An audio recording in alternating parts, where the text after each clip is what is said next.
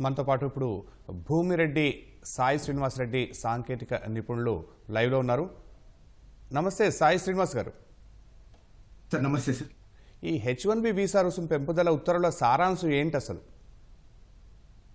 Sir ముందుగా చెప్పుకోవాలనుకుంటే ఈరోజు ఒక చిన్న ప్రొక్లమేషన్ ఆర్డర్ అనేది ఇష్యూ చేయడం జరిగింది సార్ ట్రంప్. సో దాంట్లో ఏం చెప్తున్నారంటే ఏ H1B వర్కర్ ని హైర్ చేసుకోవాలన్నా ఏ కంపెనీ అయినా కానీ ఇక్కడ అమెరికాలో స్పెషాలిటీ ఆక్యుపేషన్ మీద ఉన్న వాళ్ళు దానికి సుమారు $1,00,000 కట్టిన తర్వాతే వాళ్ళకి H1B అనేది అప్రూవ్ చేస్తారు, లేకపోతే కంట్రీలోకి రాణిస్తారు అనేది చెప్పడం జరిగింది సార్. అంటే దీని ప్రస్తుతానికైతే ఇది సెప్టెంబర్ 21వ తేదీ నుండి అప్లై అవుతుంది సార్. ఎవరెవరు బయట దేశాల నుండి అమెరికాకు వస్తున్నారో వాళ్ళకొకటి ఇది అప్లై అవుతుందని చెప్పడం జరిగింది సార్. అంటే సుమారు $1,00,000 అంటే సుమారు మనకు తెలిసిన మన సో భారతదేశ INR లో సుమారు అది 86 లక్షల నుండి 89 లక్షల లోపు ఉండొచ్చు సార్.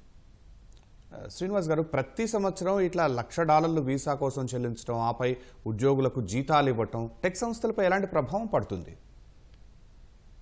సార్ ఇప్పుడు ఆల్రెడీ మనం చూసుకుంటే సో విపరీతంగా ఈ H1B వర్కర్స్ ని అయితే చాలా తక్కువగా హైర్ చేసుకోవడం అయితే ట్రెండ్ అయితే మనం చూసుకుంటున్నాం సార్. అంటే మన ఇండియా నుండి ఇక్కడికి రావడం కానీ ఇక్కడ ఉన్న వాళ్ళకు జాబ్స్ లేకపోతే చాలా ఇబ్బంది పడుతున్నారైతే మనం క్లియర్ గా చూసుకుంటున్నాం. అట్లనే విపరీతమైన లే ఆఫ్స్ అనేది జరుగుతున్నాయి సార్.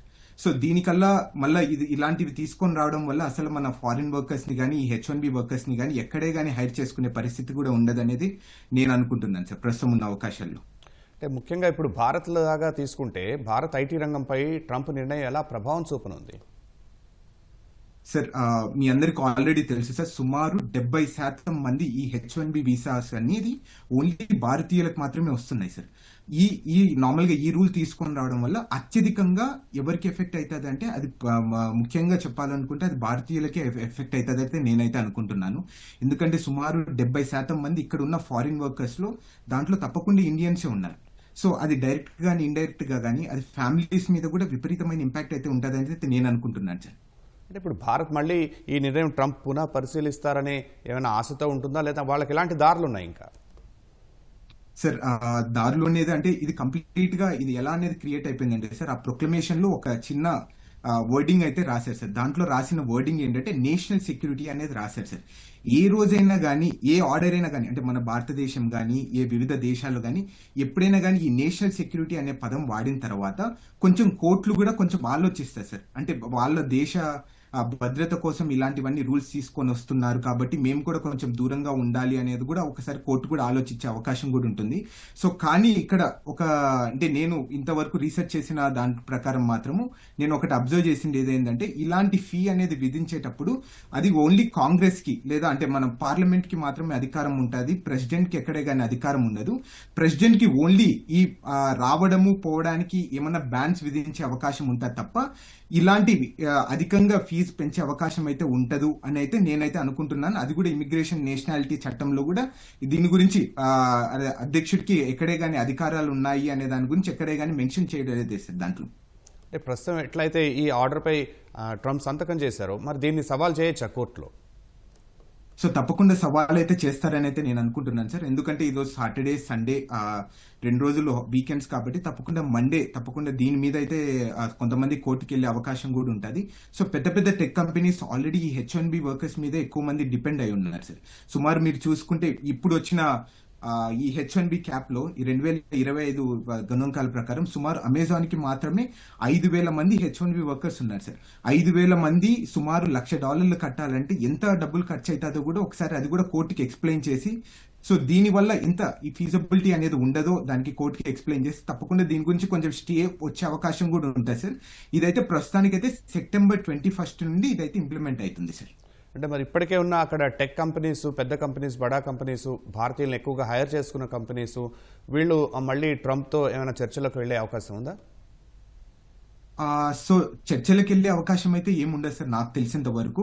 అంటే ఆల్రెడీ సో ట్రంప్ మీరు ఆ వీడియోలో కూడా చూసుకుంటే మేము ఆల్రెడీ ఈ పెద్ద పెద్ద కంపెనీస్ తో మాట్లాడాం, వాళ్ళు కూడా దీన్ని ఆహ్వానిస్తున్నారు. ఇది ఎందుకంటే అమెరికన్ వర్కర్స్ ని మనం హైర్ చేసుకోవడానికి ఒక మంచి అవకాశం ఉంటుంది అనేది కూడా అతను కూడా ట్రంప్ అనేది చెప్పడం జరుగుతుంది సార్. కానీ లెట్స్ సీ సార్ అంటే where it goes. But I'm pretty sure తప్పకుండా ఇదైతే కోర్టులో ఛాలెంజ్ చేస్తారని అయితే నేనైతే అనుకుంటున్నాను. తప్పకుండా కోర్టు కూడా ఇంజెక్షన్ ఇచ్చే అవకాశం కూడా ఉంది సార్ దీని గురించి. అంటే ట్రంప్ దానికి చెప్పిన భాష్యం ప్రకారం చూస్తే అమెరికన్స్ని స్కిల్ఫుల్గా చేసుకోవాలి అని ఆయన భావిస్తున్నారు. రైట్, ఒక దేశ అధ్యక్షుడిగా ఆయన భావించడంలో తప్పులేదు.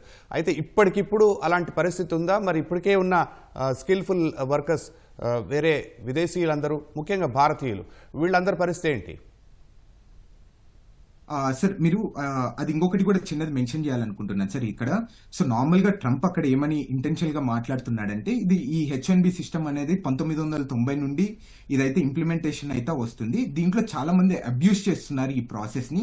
అంటే అతి తక్కువ జీతానికి ఇచ్చేసి ఈ ఫారిన్ వర్కర్స్ అనేది హైర్ చేసుకుంటున్నారు. కాబట్టి దీన్ని ఇలాంటి పెద్ద పెద్ద నిబంధనలు పెట్టడం వల్ల ఈ అమెరికన్ వర్కర్స్ ని హైర్ చేసుకునే అవకాశం అయితే ఉంటుందని తను చెప్పడం జరుగుతుంది.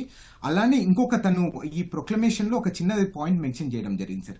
సో దాంట్లో ఏం చెప్తున్నాడంటే 5,000 మంది వీసా, ఒక కంపెనీ 5,000 మంది H1B వీసా హోల్డర్స్ ని హైర్ చేసుకుంటే సుమారు 16,000 మంది అమెరికన్ వర్కర్స్ ని రిమూవ్ చేసేసారంట, లే ఆఫ్ చేసేసారనేది ఆ ప్రొక్లమేషన్ లో రాయడం జరిగింది. సో దీని ద్వారా ఏమైపోతుందంటే ఈ అమెరికన్ వర్కర్స్ ని ఈ చిన్న చిన్న జాబ్స్ ఉంటాయి కదా సార్, కొంచెం డెస్క్ జాబ్స్ కానీ చిన్న చిన్న బేసిక్ కోడింగ్ కానీ, సో దాంట్లో కూడా ఈ ఫారిన్ వర్కర్స్ తక్కువ అనేది వస్తున్నారు. తక్కువ రావడము, ఈ అమెరికన్ వర్కర్స్ కూడా ఈ పని చేయగలరు, ఈ చిన్న చిన్న ఉద్యోగాలు మాత్రము. అందుకే వీళ్ళకి ఎక్కువ అవకాశం ఇవ్వాలని మేము ఈ నిబంధన పెడుతున్నామని చెప్పడం జరుగుతుంది సార్. మీరు చెప్తున్న దాని ప్రకారం అమెరికన్స్కి ఎక్కువ ఛాన్సెస్ ఇవ్వటం కోసం ట్రంప్ ఈ ఉత్తర్వు తీసుకురావడం జరుగుతోంది. అయితే ఏంటంటే ఈ అమెరికాలో ఇప్పటికీ నివసిస్తున్న భారతీయులపై ఈ నిర్ణయం ప్రభావం ఎంత మేర ఉంటుంది? ఆయన చెప్తున్న దాని ప్రకారమే స్కిల్ఫుల్ వర్కర్స్ అంటే భారత్ నుంచే ఎక్కువ మంది వస్తున్నారని ఆయన కూడా అంటున్నారు. సార్ ఇది ప్రస్తుతం ఉన్న ఇక్కడ అమెరికాలో ఉన్న భారతీయులకైతే ఏం ఇంపాక్ట్ అయితే ఉండదు సార్. అక్కడ ఏమని రాశారంటే aliens who are outside of the United States, అంటే 21వ తేదీ తర్వాత వచ్చిన అమెరికా ఇక్కడ ఏలియన్స్ కి, అంటే నాన్ ఇమిగ్రెంట్ వర్కర్స్ కి, ఈ H1B హోల్డర్స్ లో ఉన్న వాళ్ళకి మాత్రమే ఇది ఇంపాక్ట్ ఉంటుంది. అంటే ఇప్పుడు మేము, ఫర్ ఎగ్జాంపుల్ నాకు H1B ఉందనుకోండి సార్, నేను గత ఒక 6 సంవత్సరాలు నాకు ఇక్కడ వర్క్ ఆథరైజేషన్ అనేది ఉంటుంది.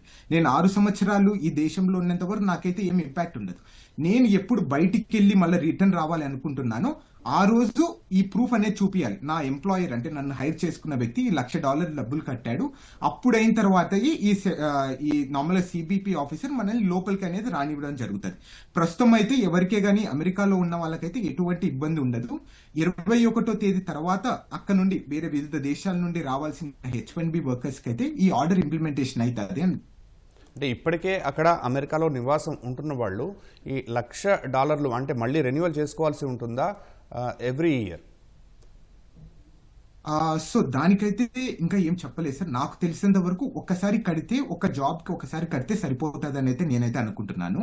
సో బట్ అంటే ఫ్యూచర్ లో ఇది ఒక 2-3 days లో ఈ ప్రాపర్ గా ఎలా ఇంప్లిమెంటేషన్ అవుతుంది, ఎలా ఫీజు కట్టాలి, సో దీనికి ఎవరెవరు బాధ్యతలు అనేది ఒక 2-3 days లో మనకు తెలుస్తుంది సార్. అంతవరకు ఇదంతా కొంచెం ఊహాగానాల్లోనే ఉంటామని అయితే నేను అనుకుంటున్నాను. దాంట్లో కూడా క్లియర్ గా రాయడం జరిగింది సార్. ఏంటంటే ఇది ఓన్లీ 12 నెలలు మాత్రమే ఇది ఇంప్లిమెంటేషన్ జరుగుతుంది. 12 నెలల తర్వాత ఇదైతే ఇంప్లిమెంటేషన్ లో ఉండని అయితే చెప్తున్నారు సార్. అంటే ఇప్పుడు ఎంప్లాయీస్ గురించి మనం ఇలా చూస్తూ ఉంటే అక్కడ అమెరికాలో నివసిస్తున్న భారత విద్యార్థులు ఎలా నష్టపోనున్నారు?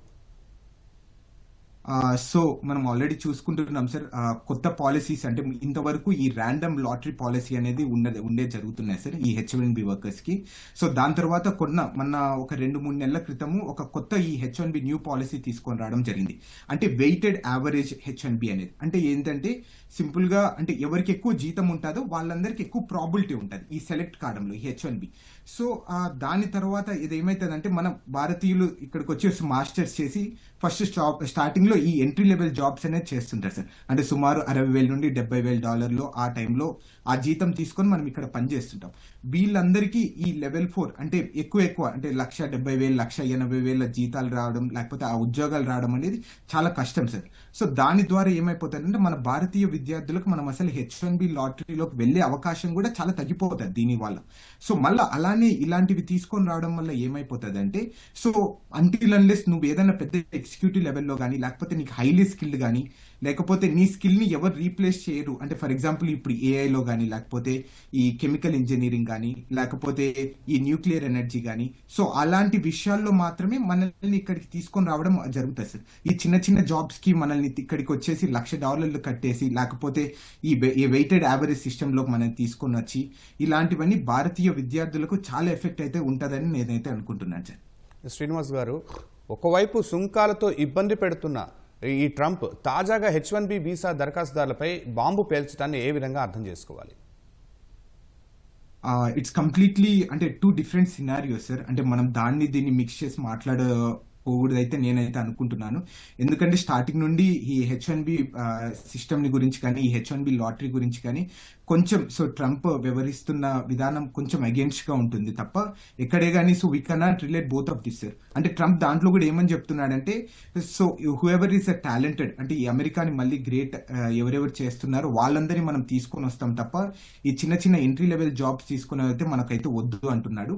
అలానే మీరు చూసుకుంటే we cannot relate both of them అయితే నేనైతే అనుకుంటున్నాను. ఈ సుంకాలు ఇది కంప్లీట్ గా డిఫరెంట్ సార్.